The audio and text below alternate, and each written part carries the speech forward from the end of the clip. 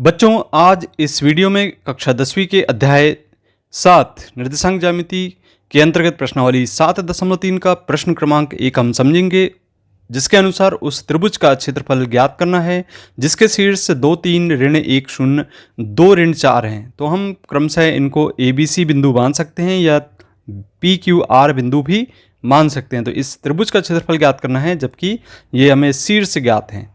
अब जैसा कि हमें यहाँ पे ज्ञात है, हम इसको लिख लेते हैं।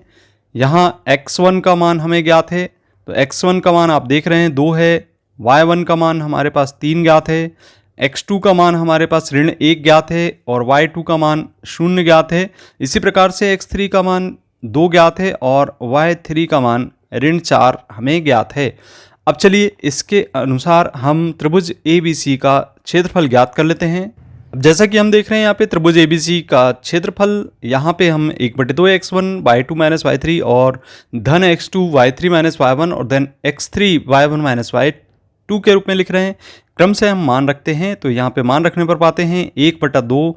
यहाँ पे लिखेंगे हम x1 का मान 2 और y2 का मान यहाँ पे जैसा कि हम देख रहे हैं 0 के बराबर है, हमें ज्ञात है। y3 का मान ऋण 4 है, ऋण का ऋण में गुणा होकर धन यहाँ पे प्राप्त हो जाता है, तो धन 4 लिखेंगे इस प्रकार से।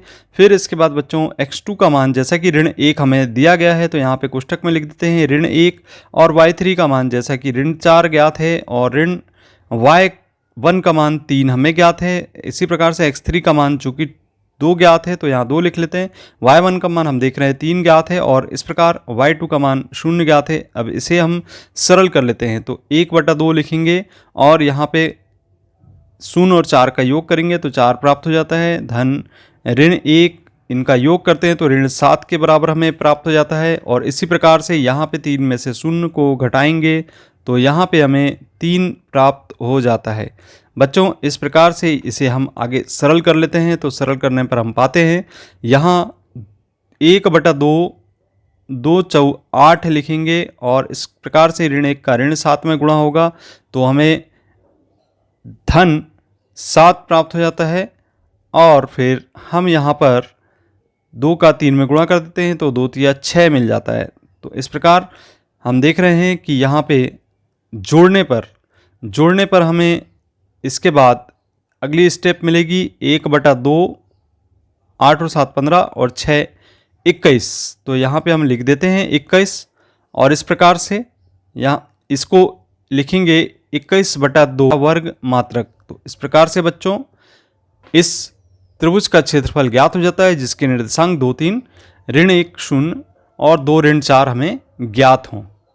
चलिए बच्चों, जैसा कि हम देख रहे हैं यहाँ पे अगला प्रश्न है ऋण 5 ऋण 1 3 ऋण 5 और 5 2 का इन बिंदुओं का क्षेत्रफल हमें त्रिभुज का क्षेत्रफल के रूप में ज्ञात करना है। तो यहाँ पे क्रम से हमें ज्ञात हैं x1 बराबर ऋण 5, y1 बराबर ऋण 1, इसी प्रकार से x2 बराबर 3 और y2 बराबर यहाँ पे जैसे कि हम देख रहे हैं ऋण 5 ज्ञात है और x3 बराबर 5, y3 बराबर 2 ज्ञात है। तो त्रिभुज का क्षेत्रफल हम जानते हैं कि त्रिभुज का क्षेत्रफल है 1/2 x1 y2 माइनस y3 धन x2 y3 माइनस y1 धन x3 y1 माइनस y2 के बराबर।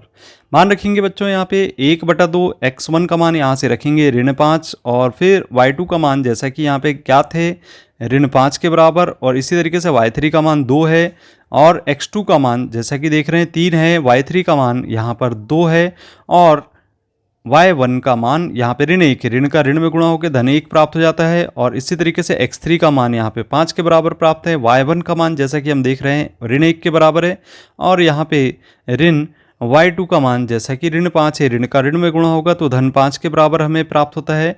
और इस प्रकार से इसे सरल कर लेते हैं, तो इसे हम सरल करेंगे 1/2 प्राप्त होगा और इसे लिखेंगे ऋण 5 और ऋण 2 अर्थात ऋण 7 के बराबर और यहाँ पे 2 और 1 3 हो जाएगा, कोष्टक में लिखेंगे धन 5 और 5 में से 1 कम करेंगे तो 4 के बराबर हमें प्राप्त हो जाता है। इसे आगे सरल करते हैं तो लिखेंगे 1/2 ऋण 5 का ऋण 7 में गुणा होगा तो 7×5 35 प्राप्त होता है धन में और 3 तिया 9 प्राप्त होगा और 5 चौ 20 प्राप्त होगा। इस प्रकार से देखते हैं हम इनका योगफल करने 64 के बराबर यहाँ पे प्राप्त हो जाता है। और जैसा कि हम यहाँ से 2 से भाग देते हैं तो 2 तिया 6 2 दूनी 4 अर्थात यहाँ पर 32 वर्ग मात्रक के रूप में हमें इसका क्षेत्रफल प्राप्त हो जाता है, जबकि बिंदु क्रम से ऋण 5 ऋण 1 ऋण 3 ऋण 5 एवं 5 2 प्राप्त हैं। तो इस प्रकार से इस प्रश्न को सरल करना था, त्रिभुज के क्षेत्रफल ज्ञात करना था। इस प्रकार के प्रश्न परीक्षा की दृष्टि से बहुत ही महत्वपूर्ण हैं और इसी प्रकार के